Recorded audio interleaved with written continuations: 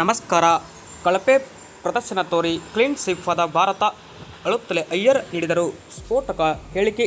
ಸ್ನೇಹಿತರೆ, ಭಾರತ ಮತ್ತು ಇಂಗ್ಲೆಂಡ್ ನಡುವಿನ ಟಿ20 ಸರಣಿಗಳು ಕೂಡ ಇಲ್ಲಿ ಮುಕ್ತಾಯಗೊಂಡಿದ್ದು, ಇದರ 5ನೇ ಪಂದ್ಯ ರೌಸ್ ಬೌಲ್ ಕ್ರೀಡಾಂಗಣ ಸೌತಾಂಪ್ಟನ್ನಲ್ಲಿ ನಡೆದಿತ್ತು. ಹೀಗಾಗಿ ಈ ಒಂದು ಪಂದ್ಯ ಕೂಡ ಇಲ್ಲಿ ಟೀಮ್ ಇಂಡಿಯಾ ಸೋತು ಹೀನಾಯ ಪ್ರದರ್ಶನ ಕೊಟ್ಟು ಕ್ಲೀನ್ ಸ್ವೀಪ್ ಆಗಿದೆ.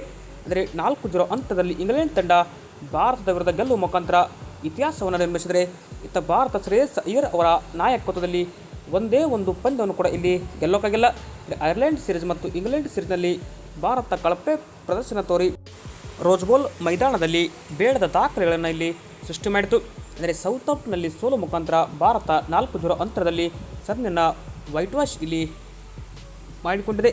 ಹೀಗಾಗಿ ಇಲ್ಲಿ ಈ ಒಂದು ಪಂದ್ಯದ ಸಾರಾಂಶದ ಕಡೆ ನಾವು ನೋಡ್ತಾ ಬರೋದಾದರೆ, ಮೊದಲನೇದಾಗಿ ರೋಸ್ ಬೌಲ್ ಮೈದಾನ ಸೌತಾಂಪ್ಟನ್ನಲ್ಲಿ ಟಾಸ್ ಗೆದ್ದ ಟೀಮ್ ಇಂಡಿಯಾ ನಾಯಕ ಶ್ರೇಯಸ್ ಅಯ್ಯರ್ ಅವರು ಬಾಲಿಂಗ್ ಆಯ್ದುಕೊಳ್ಳುವ ನಿರ್ಧಾರ ಮಾಡಿದರು. ಸ್ನೇಹಿತರೆ, ಈ ಒಂದು ಬಾಲಿಂಗ್ ಆಯ್ದುಕೊಳ್ಳುವ ನಿರ್ಧಾರ ಕಂಪ್ಲೀಟ್ ಆಗಿ ತಪ್ಪು ಎಂದು ಇಲ್ಲಿ ಇಂಗ್ಲೆಂಡ್ ತಂಡ ತೋರಿಸಿಕೊಟ್ಟಿದೆ.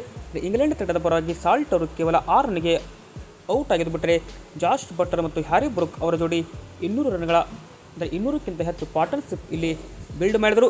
ಬಟ್ ಜಾಶ್ ಬಟ್ಲರ್ ಅವರು 64 ಬಾಲ್ಗೆ ಸ್ಫೋಟಕ 131 ಹೊಡೆದರೆ, ನಾಯಕ Harry Brooke 45 ಬಾಲ್ಗೆ Ajay 95, Jacob Bethell ಬಂದ ತಕ್ಷಣವೇ ಔಟ್ ಆಗ್ತಾರೆ. ವಿಲ್ ಜಾಕ್ಸ್ ಅಜಯ 7 ರನ್ ಬಾರಿಸಿದರೆ, ಇತ್ತ ಭಾರತದ ಪರವಾಗಿ ಶಿವಮ್ ದುಬೆ 2 ವಿಕೆಟ್ ಪಡೆದು ಬಿಟ್ಟರೆ, ಮತ್ತಾವ ಬಾಲರ್ ಕೂಡ ಇಲ್ಲಿ ಅಷ್ಟೊಂದು ಚೆನ್ನಾಗಿ ಬೌಲ್ ಮಾಡಲಿಲ್ಲ. ಹೀಗಾಗಿ ಅಂತಿಮವಾಗಿ ನಿಗದಿತ 20 ಓವರ್ನಲ್ಲಿ ಇಂಗ್ಲೆಂಡ್ ತಂಡ 3 ವಿಕೆಟ್ ಕಳೆದುಕೊಂಡು 257 ರನ್ಗಳ ಗುರಿ ಭಾರತಕ್ಕೆ ನೀಡಿತ್ತು. ಇನ್ನು ಭಾರತದ ಪರವಾಗಿ 5ನೇ ಟಿ20 ಪಂದ್ಯದಲ್ಲಿ ವೈಭವ್ ಸೂರ್ಯವಂಶಿಗೆ ಕೂಡ ಇಲ್ಲಿ ಕೋಕ್ ನೀಡಲಾಗಿತ್ತು. ಹೀಗಾಗಿ ಸಂಜು ಸ್ಯಾಮ್ಸನ್ ಮತ್ತು ಅಭಿಷೇಕ್ ಶರ್ಮಾ ಅವರ ಜೋಡಿ ಇನ್ನಿಂಗ್ಸ್ ಆರಂಭಿಸಿದರೆ, ಸಂಜು ಸ್ಯಾಮ್ಸನ್ 14 ಬಾಲ್ಗೆ 20 ಹೊಡೆದರೆ, ಅಭಿಷೇಕ್ ಶರ್ಮಾ 5 ಬಾಲ್ಗೆ 3 ರನ್ ಹೊಡೆದು ಔಟ್ ಆಗ್ತಾರೆ. ಬಟ್ ಇಶಾನ್ ಕಿಶನ್ 35 ಬಾಲ್ಗೆ ಸ್ಫೋಟಕ 56 ರನ್ ಹೊಡೆದರೆ, ಇವರ ಒಂದು ಬ್ಯಾಟ್ನಲ್ಲಿ 7 4 ಜೊತೆಗೆ 2 ಸಿಕ್ಸರ್ ಸಹಿತ 160ರ ಸ್ಟ್ರೈಕ್ನಲ್ಲಿ ಇಶಾನ್ ಕಿಶನ್ ಬ್ಯಾಟ್ ಬೀಸಿದರೆ, ನಾಯಕ ಶ್ರೇಯಸ್ ಅಯ್ಯರ್ ಅವರ ಆಟ 28ಕ್ಕೆ ಅಂತವೈದರೆ, ಕೊನೆಯಲ್ಲಿ ತಿಲಕ್ ವರ್ಮಾ 25 ಬಾಲ್ಗೆ 53, ಶಿವಮ್ ದುಬೆ 14, ಶ್ರೇಯಾಂಶ್ ಷಡ್ಗೆ 7, ಅಕ್ಷರ್ ಪಟೇಲ್ 3, ಹರ್ಷದೀಪ್ ಸಿಂಗ್ ಅಜಯ 4 ರನ್ನನ್ನು ಪಡಿತಾರೆ. ಬಟ್ ಅಂತಿಮವಾಗಿ ಭಾರತ ತಂಡ ನಿಗದಿತ 20 ಓವರ್ಗೆ ಕೇವಲ 201ಕ್ಕೆ 8 ವಿಕೆಟ್ ಕಳೆದುಕೊಂಡಿದೆ.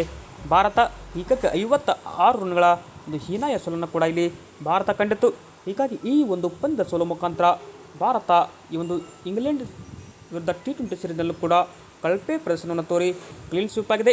ಈ ಮೂಲಕ ಟೀಮ್ ಇಂಡಿಯಾದ ನಾಯಕ ಈ ಒಂದು ಪಂದ್ಯ ಮುಕ್ತಾಯದ ಬೆನ್ನಲ್ಲೇ ಮಾತನಾಡಿದರು.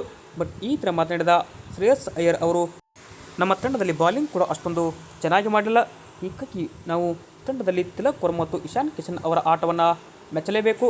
ಹೀಗಾಗಿ ಅವರಿಬ್ಬರನ್ನು ಬಿಟ್ಟರೆ ಸಂಜು ಸ್ಯಾಮ್ಸನ್ ಅವರ ಸ್ಫೋಟಕ ಬ್ಯಾಟಿಂಗ್ ಕೂಡ ಇಲ್ಲಿ ನನಗೆ ಇಷ್ಟ ಆಯಿತು.